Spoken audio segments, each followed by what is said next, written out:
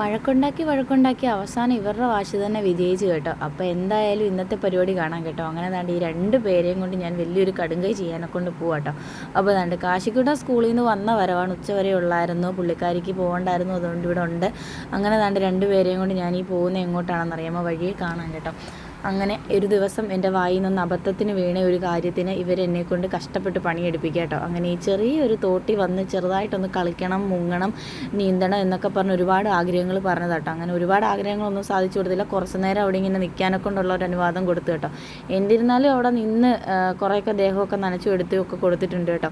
അപ്പോൾ ഈ പിള്ളേരോട് നമ്മളൊരു വാക്ക് പറയുമ്പോൾ എന്തായാലും അത് പാലിച്ചു കൊടുത്തില്ലെങ്കിൽ പിന്നീട് ഇത് ഭയങ്കര പ്രശ്നമായിട്ട് വരുമെന്നുള്ള കാര്യം സത്യം കേട്ടോ. അപ്പോൾ എന്നിരുന്നാലും കാശിയോട് പറഞ്ഞു കഴിഞ്ഞാൽ കാശി കുറച്ച് കഴിയുമ്പോഴത്തേക്കിനും അതങ്ങ് വിടും കേട്ടോ, മറന്നങ്ങ് പോകാൻ എന്തെങ്കിലുമൊക്കെ പറഞ്ഞ് പറ്റിക്കാം. പക്ഷേ ഇതായി നിൽക്കുന്നല്ല അവളുണ്ടല്ലോ, അവളൊരു കാരണവശാലും മറക്കത്തുമില്ല, വിടത്തുമില്ല കേട്ടോ. അവളപ്പോൾ അതിനെ ഓർമ്മിപ്പിച്ചുകൊണ്ടിരിക്കും. അഥവാ അവൻ മറന്നു പോയി കഴിഞ്ഞാൽ അവനെ പിടിച്ച് ഓർമ്മിപ്പിക്കും കേട്ടോ. അങ്ങനെ ഓർമ്മിപ്പിച്ചിട്ട് അവരുടെ വാശി തന്നെ അവർ വിജയിപ്പിച്ചെടുക്കും കേട്ടോ. അങ്ങനെ കുറച്ച് നേരം ഞങ്ങൾ ഇവിടെ നിന്ന് കുറച്ച് നേരം വെള്ളത്തിലൊക്കെ കളിച്ചുകൊണ്ടൊക്കെ ഇരിപ്പുണ്ട്. ഇതിൻ്റെ ആഫ്റ്റർ എഫക്റ്റ് ഇനി പനി കയറി പിടിക്കുമോ ഇല്ലയോ എന്നുള്ള കാര്യം ഒന്നും അറിയത്തില്ല.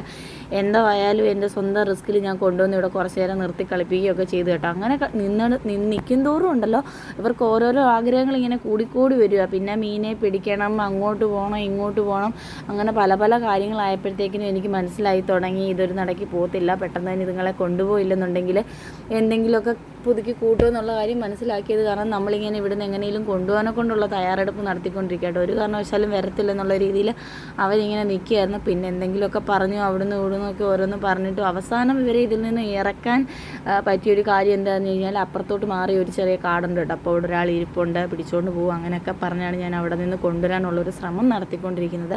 കുറേയൊക്കെ നേരം അതൊക്കെ വലിച്ചു. എന്നിരുന്നാലും അപ്പോഴത്തേക്കിനും കുറച്ച് പേര് തുണി കഴുകാനൊക്കെ കൊണ്ടൊക്കെ വന്നു കേട്ടോ. അപ്പോൾ അവരെ കണ്ടപ്പോഴത്തേക്കിനും ഇവിടുന്ന് പോകാം എന്നുള്ളൊരു മൂടും കാര്യങ്ങളും ഒക്കെ ആയി. അപ്പോൾ ഞാൻ പറയുകയാണ്, പിള്ളേരോട് വാക്കൊക്കെ കൊടുക്കുമ്പോൾ നോക്കിയും കണ്ടുമൊക്കെ പറയണം കേട്ടോ. കാരണം എന്താ വെച്ച് കഴിഞ്ഞാൽ അവർ വിടത്തില്ല, അവർ നമ്മുടെ പുറകെ തന്നെ കാണും, ഇതെങ്ങനെ പാലിക്കും എന്നുള്ള രീതിയിൽ ഇങ്ങനെ കാണും. കുറച്ച് നേരം ഞാൻ പോസ്റ്റായി നിന്നു. അപ്പോൾ ഇന്നത്തെ വീഡിയോ അത്രയേ ഉള്ളൂ. Tata bye bye, see U.